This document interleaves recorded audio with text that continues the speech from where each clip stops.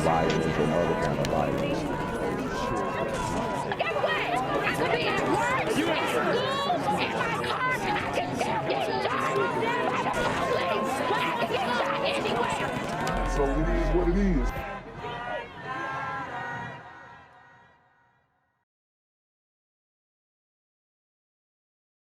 What's good, YouTube? It's the Black Gen Z Mindset. Make sure you go ahead and like, comment, share, subscribe, and let's get into the video. So this is a local story.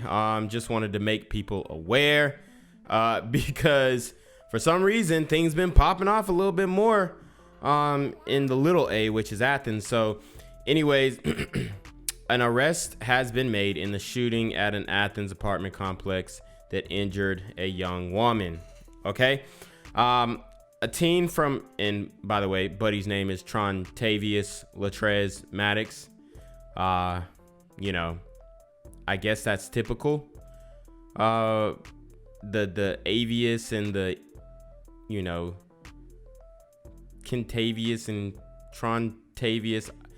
It's just like people are just making up prefixes and then putting Avius on the back of the name, it seems. But anyways, a teen from Hart County was arrested Friday for his alleged involvement in the shooting over a month ago at the Nellie B. Holmes apartment complex that injured the driver of an occupied car.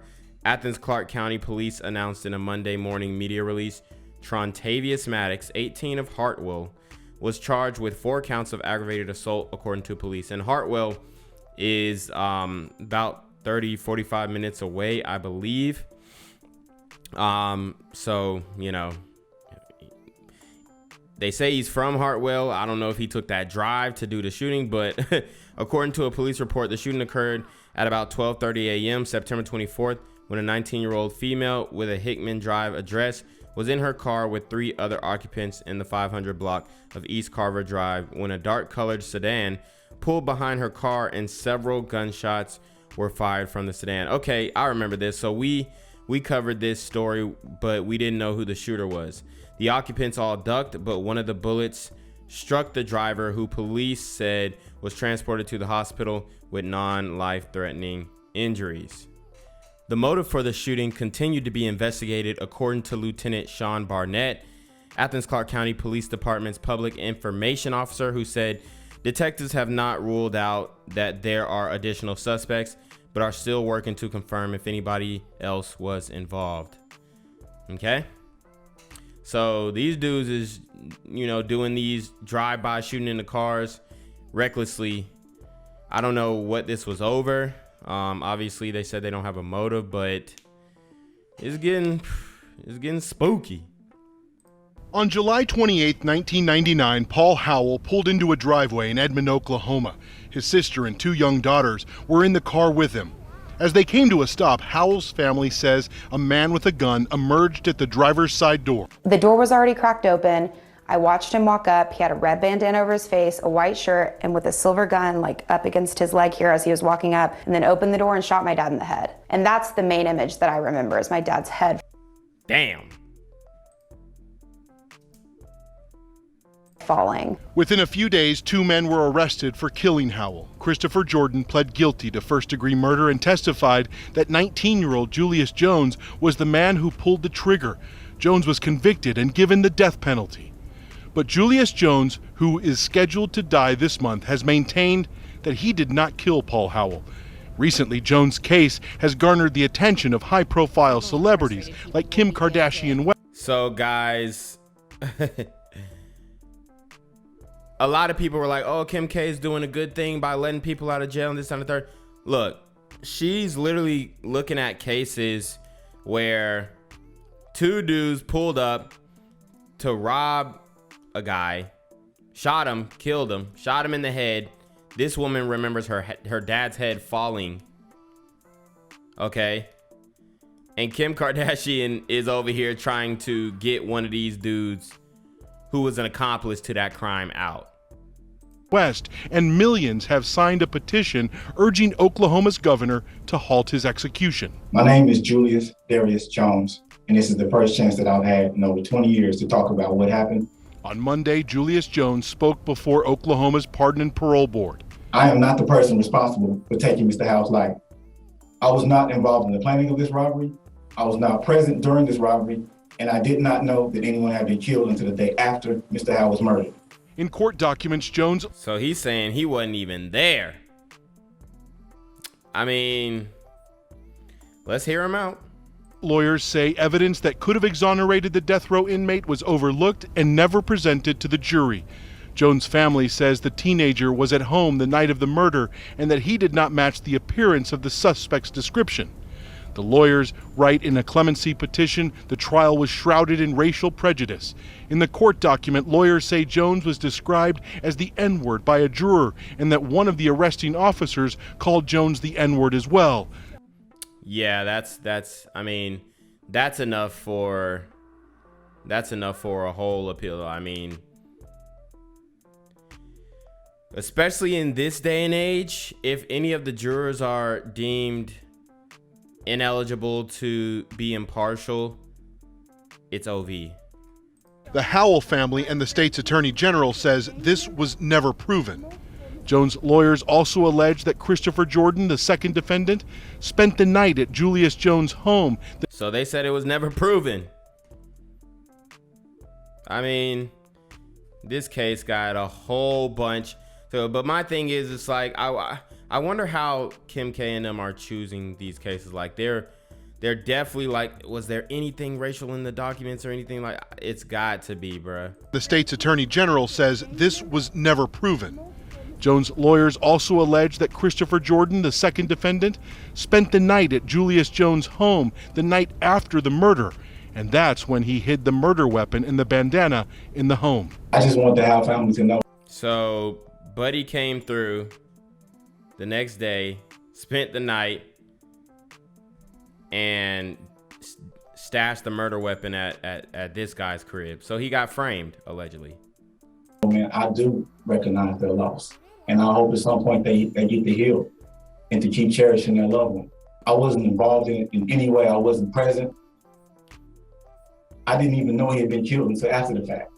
Paul Howell's family says the celebrity-driven campaign to exonerate Julius Jones is driven by painful misinformation. They say there's overwhelming evidence of his guilt. Julius Jones murdered Paul Howell, a totally innocent victim. Jones knew his punishment for murder. He chose his outcome. Larry Morris? Yes. On Monday, the Oklahoma Pardon and Parole Board voted 3-1 to recommend clemency for Jones.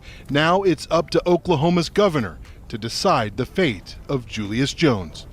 Ed Lavendera, CNN, Dallas. Clemency recommended for death row inmate Julius Jones. Jones making his own plea before the Pardon and Parole Board today. And the family of his victim, Paul Howe, expressing their concern that Jones remains a threat to society. News 4's Jessica Bruno is live now with where the case goes from here. Jess. Yeah, Kevin and Jolene, for years we've heard it from Jones supporters, his family, his attorneys, but today Julius Jones for himself told the Pardon and Parole Board he did not kill Paul Howell, which you'll recall has been refuted time and time again by DA David Prater, the AG's office, and the Howell family. And there's two things going on right here. For one, Buddy could be absolutely lying out his teeth. He's like, man, I done did a lot of jail time. I ain't trying to get killed. I'm living a good life in here, whatever, as good as it can be, and he's ready to get out or whatnot. I mean, because if the case is overturned and it's proven that he didn't do it, then he might even get out. So that could be a motivating factor for him not to tell the truth. And then from the prosecutors who send him to prison initially, they don't want a case overturned. So there's two different factors working together, plus the celebrity involvement, Kim Kardashian and whatnot. So did he do it? I can't say that he did or he didn't, because I ain't seen the paperwork. I ain't seen it. But they're saying there is overwhelming evidence to prove that he was there.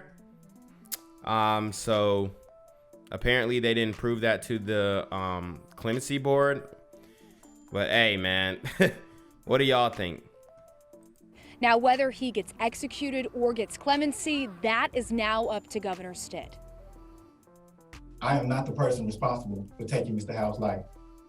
For the first time in 20 years, we're hearing from death row inmate Julius Jones, who was convicted of killing Paul Howell in an Edmond driveway in 1999. I was not present during this robbery, and I did not know that anyone had been killed until the day after Mr. Howell's murder.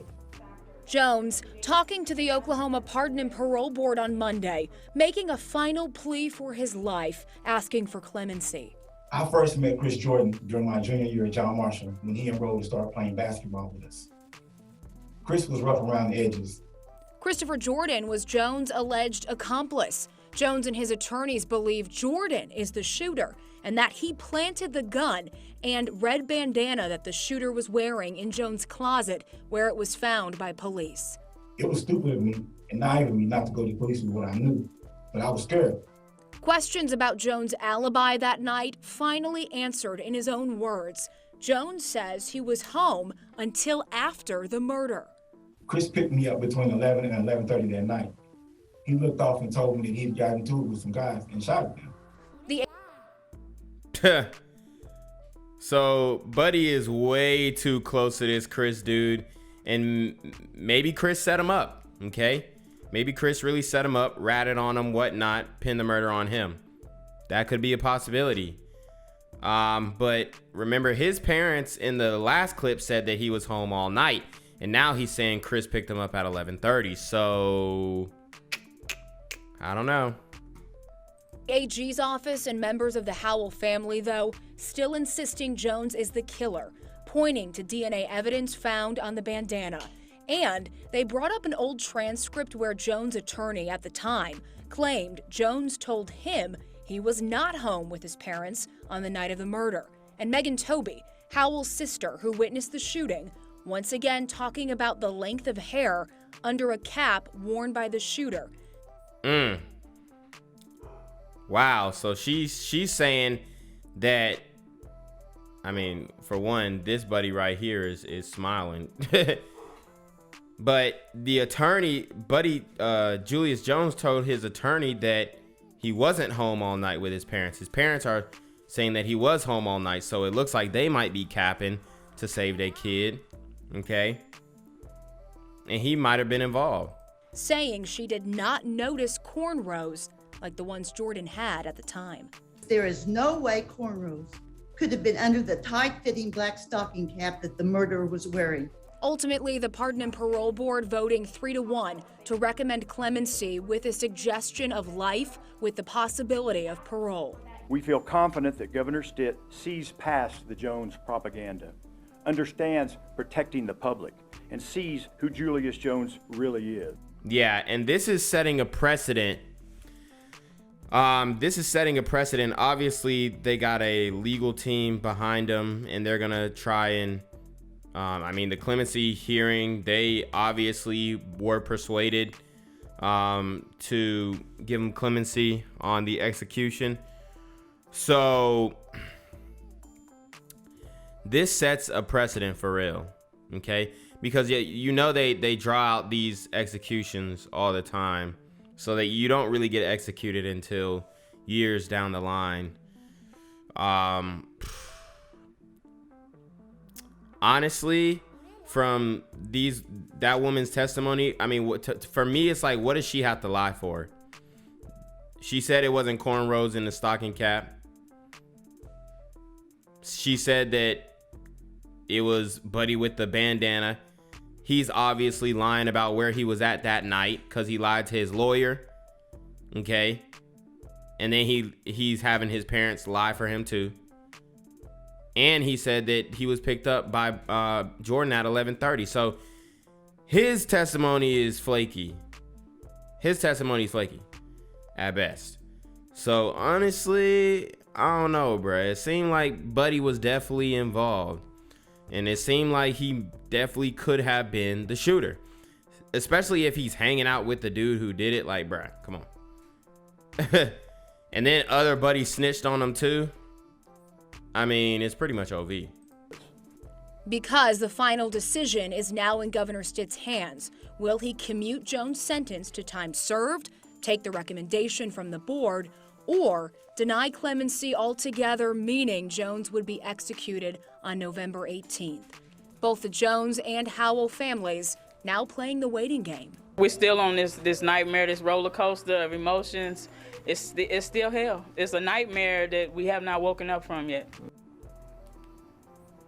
Now, Governor Stitt's office released a statement today saying Governor Stitt is aware of the Pardon and Parole Board's vote today. Our office will not offer further comment until the governor has made a final decision. And once again, guys, he can do whatever he wants here, so we'll be following it closely. Gang violence and other kind of violence. Guess what? I could be at work, at school, in my car, and I can still get shot by the police. But I can get shot anywhere. So it is what it is.